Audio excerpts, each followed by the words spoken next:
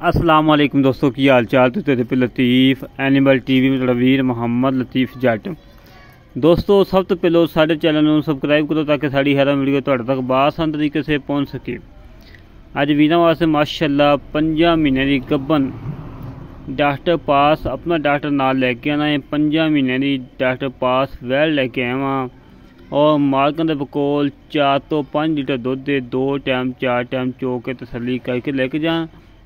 भाड़े से मिलती है, कोई टीका नहीं कोई वंगा नहीं, सील साऊ जानवर है माशाल्लाह। 5 महीने की गब्बन है। डॉक्टर पास से डिमांड हैगी है 1,65,000 रुपया।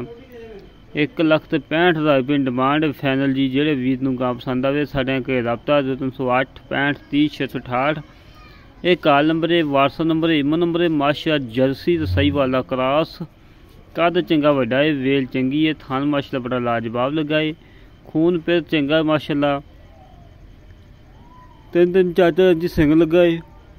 मेरे वीरां ने तसलियां कर लैनियां ने, हमेशा तो वीरां ने तसलियां करवाई दियां ने। अच्छे जानवर लैके देते हैं, मकूर रेट लैके देते हैं और दुध लैके देते हैं।